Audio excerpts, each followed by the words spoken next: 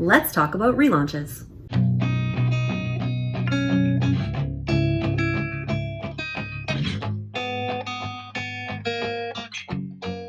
It's me, Scarlett Kol, and we are going to be talking about relaunches today. Reason for that is I relaunched my YA book, Wicked Descent, last week, and it was a very exciting process, but I definitely learned a lot about it, so I thought I could talk to you guys, let you know some of the lessons I've learned, some of the decisions I've made, and we can kind of go from there. So this book, Wicked Descent, was the first book I ever completed, so it holds a special place in my heart. It's not the first book I ever wrote. I wrote novellas, short stories. I have a trunk novel called Blood Rights that I wrote before this, but it's the only book that has gone through first draft, self revisions, complete rewrites, actual editor, edit letter, copy edit, proofreading, all that kind of stuff. It was the first book that I sold. It was the one I dreamed about when I rocked my babies in their rocking chair in the middle of the night, wishing that they would sleep. And spoiler alert, they're teenagers now, so I have been with this book for a really, really long time. So I was very, very pumped to be able to relaunch it. I give it a brand new look, and I'm really excited to tell you about it. So I'm going to be talking basically about why I chose to get my rights back and relaunch the book in the first place, some of the things that I'm definitely going to be changing from this original edition, so this is the original cover, to the new edition. So I will be sharing that brand new cover as well if you haven't had a chance to check it out on Instagram or any of my other social media. And I will be giving some of the hints and tips that I have learned along the way. I should be putting chapters in this video as well, so you can skip along to the things that are relevant to you, but let's go on the relaunch journey. So I guess the first question would be, why did I want my rights back? Like, so many people are looking for publishers out there. I went through the query process. I submitted it. I got through. So why the heck would I voluntarily try to get my rights back? And yes, I did pull them voluntarily. This wasn't something that was forced upon me or anything like that.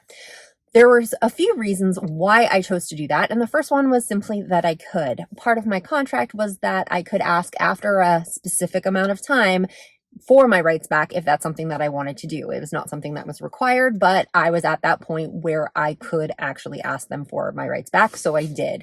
And at the point that this was being published, I was brand spanking new to the publishing industry. I might have thought I knew some stuff about self-publishing, but the fact of the matter is I had not a hot clue. However, since this book's been published, I've self-published all of my works. So I've spent 4 years self-publishing things. I know how to hire a cover artist. I know how to do formatting. I have accounts with all the vendors, all that good stuff. So for me to transition this to a self-pub title isn't going to be that much of a big deal. At the time, however, that would have been a huge mountain to climb. So I'm definitely grateful for them taking a chance on me, because if I realized the amount of work that goes into self-publishing back then, I may have never published a book before, and you may never have seen Scarlett. I would not have this channel. I would not have any of this stuff, because I just think I probably would have been intimidated by it. So I'm really glad that they were there to help get this book into the world, and my other publisher as well to help with getting that book going and giving me some momentum and giving me the courage to go forward and to self-publish. So now that I have all of that infrastructure in place, I can definitely take on this title as my own. And the second reason I decided to get my rights back is so I could have control of the promotions. This book has never been on sale, except for the publisher's website and some Smashwords coupons. This has always been a full price ever since it was published. This isn't necessarily a bad thing, and a lot of authors choose never to have sales for their books, but I don't have any control over when, how, or if this book will ever go on sale. It's not saying that I couldn't have done it in the 5 years that it was published, but if I wanted to have a sale, say for a newsletter swap or a newsletter ad or something like that, I would have to contact them, get permission to have the sale in the first place. And if they agreed to that, then they were the ones who were responsible for changing all the prices. So I would really have to rely on them and really have to plan ahead on any promotions that I wanted to do.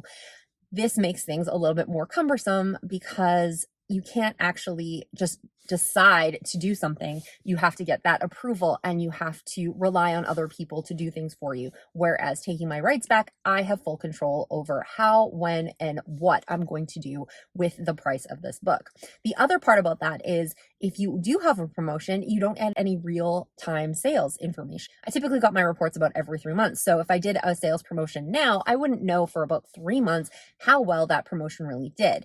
And if I decided to contact them and see if they would give me the information right away, it's still past tense. I can't really see anything as it's happening, make changes, push harder or do whatever. It's all past tense, and I can't really evaluate any sales tactics as well as I can when I have full control of my books. This may be something that a lot of people don't care about, but this is something that I do care about because I like to experiment and try new things. So this is going to give me some data that I wouldn't necessarily get if it's being held by a publisher.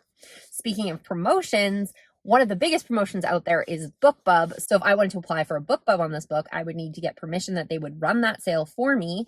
And then I would have to pay for that BookBub either in full or in part. Some publishers will cover some of that cost for you. And then I would have to rely on them to make sure that all of the retailers are up to date. Because if for some reason one of the prices isn't ready on the date of the promotion, BookBub just doesn't include your book, but you've already paid the full amount of money. That's a big risk. And I'm sure from the publisher's perspective that they're probably going to want to make sure that all of those things are in a row, because they would probably make more money off of a BookBub because it would be a huge promotion and it would be good for their publishing house. But it's a lot of control that's out of your hands. So this was another reason that I really wanted to get my hands on this book, was because I can now apply for BookBub promotions and I have full control over that. Plus, I'm also getting the full royalties off that as well. And speaking of BookBub, that brings us to the third reason I wanted my rights back, and that is back matter control and metadata. So basically what back matter is, it is the matter that is at the back of the book. So depending on who you've read, you may have seen things before like, hey, could you please leave a review? Join such and such character's journey in the next book, etc., etc., etc. These are all things that are leading people into the next book in the series or the next book that the author wants them to read. In terms of BookBubs, you've probably heard before that one of the best ways to maximize a BookBub is to have a series. So if you put a first in series in for a BookBub, then hopefully that 99-cent sale or that free sale from BookBub that you put up there is going to lead into people wanting to read book 2, 3, 4, 5, 6, however many books you have in that series. So that one 99-cent sale could turn into $20 worth of profit once somebody reads all the way through that series. This can also still work for a standalone. However, you need to be leading them into more of your work. If you're writing within the same genre and there's stuff that's got the same feel, you might want to have something at the end of your book that says, if you really liked this, you could try this book. It's more of the same, but with werewolves. Hopefully your copy is going to be a little bit more eloquent than that, but you get my point. So if I'm having a BookBub on this standalone through a publisher, and I don't have any other books with this publisher, like I don't, there is no back matter leading them into the rest of my catalog. Sure, somebody can look me up, but it's a whole lot easier if they get to the end of that book and it'd be like, you like this? You want more? Click here. I can't put that in this book because they're not going to be promoting my self-published books, which totally makes sense. And if anything, they might even be leading them away from me as an author because they're going to want to promote other titles that come out from that publishing house. You like this? You want more of this? Here's other authors like that, which is great for the reader, not so great for me. So this gives me control of what and how I'm leading the reader from the end of this book into the next book in my collection, in my series, whatever I'm doing.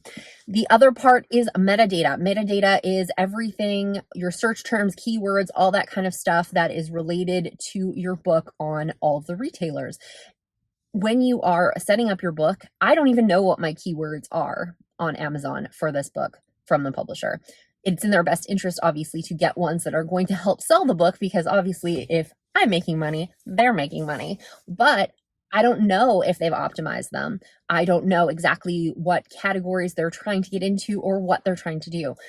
By having my rights back, I have the opportunity to be able to know exactly what those keywords are, what I'm trying to target, and if it's not working, I have the opportunity to go in and change my keywords whenever I feel like it. If something all of a sudden becomes trendy, this one has elemental magic in it, if all of a sudden we have this great show on Netflix that's all about elemental magic and people are going nuts for it, then I might want to update my keywords to try to get into that demographic. I don't have that control when it's with a publisher. There's so many benefits to being with a publisher, but now that I've done the self-publishing route and I know the things that I can and can't control, these were the reasons that I definitely wanted to get my rights back and have full control over this book.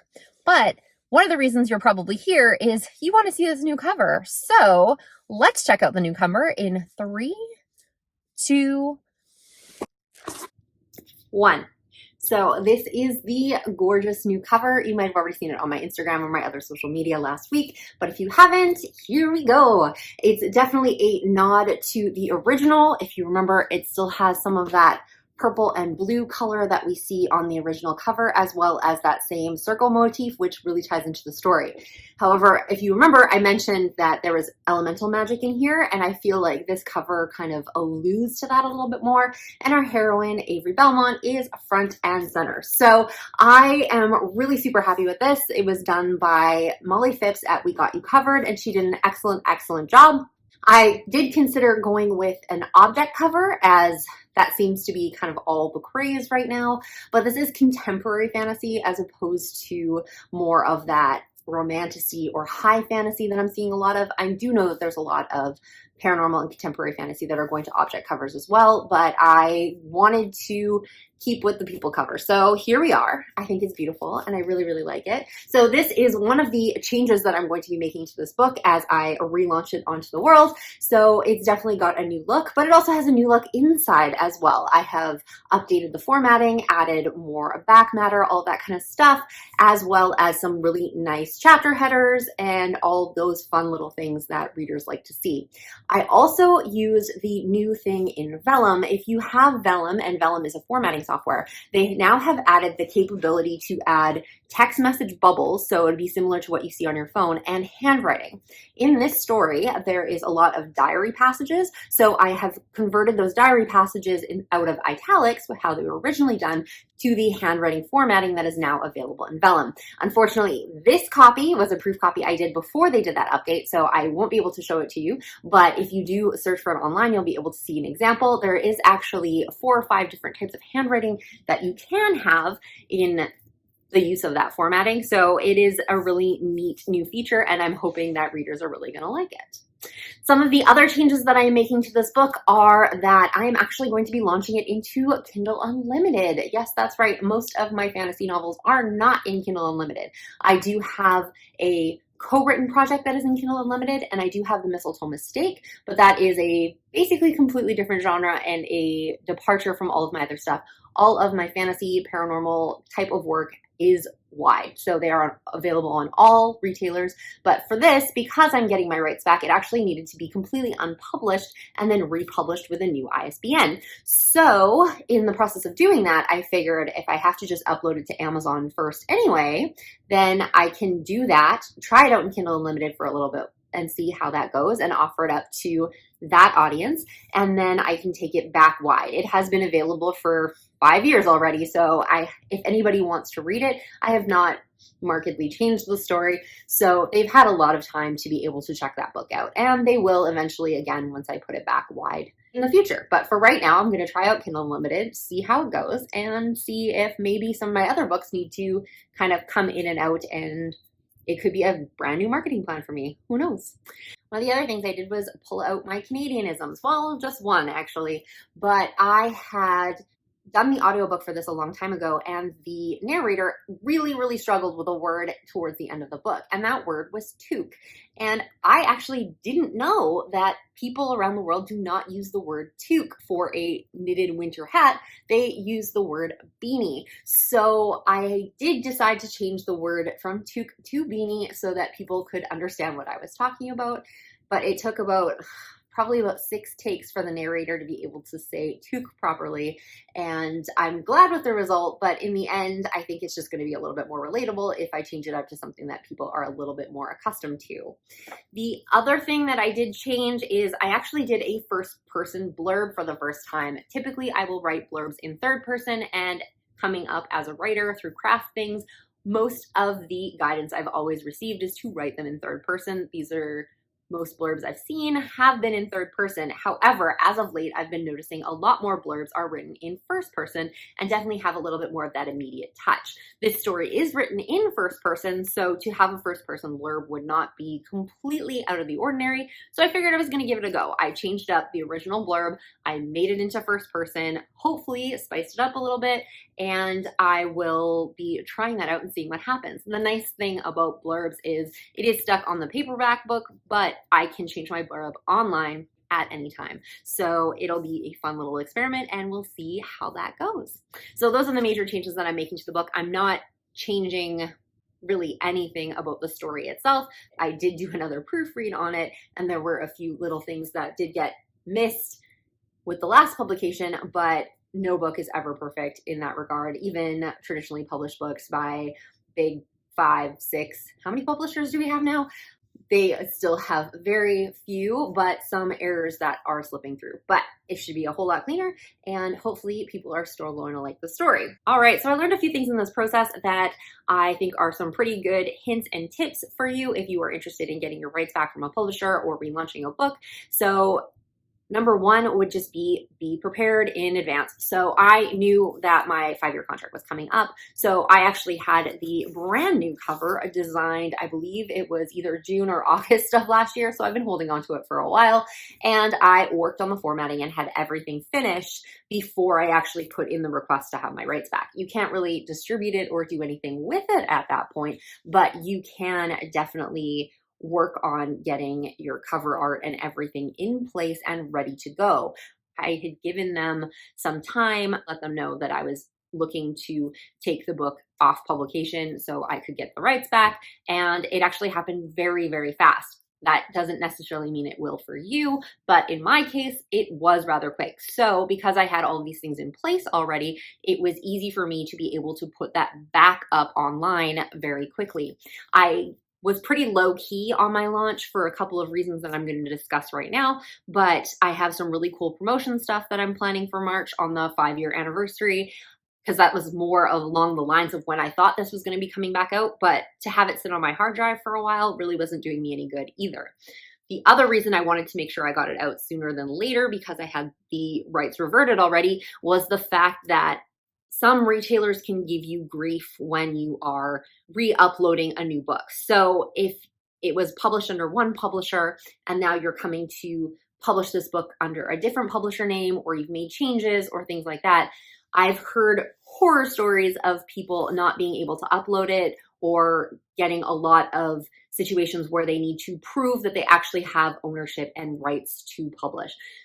Fortunately for me, I actually did not have any of those problems, so it did go through relatively smoothly, and I haven't had any issues so far. They can definitely still come back to me having to prove rights. I do have a letter of rights reversion, which you should be getting from your publisher, and you are going to want to have that on file just in case you need it. So that next hint is definitely have your documents and have them ready to go. Know exactly what you need, so that way if you do get any requests for approving that your rights are in place, that you do have a signed letter from the original publisher saying that you have rights to publish this book. Because if it does get asked for, you may have a short time window to be able to provide that information. So having it on hand, having it ready to go before you try to upload will make things a lot easier. Also making sure that it is come down off of all other retailers before you try to republish it, I think definitely helped my situation, because you aren't running into bots picking up the same text in 2 different places.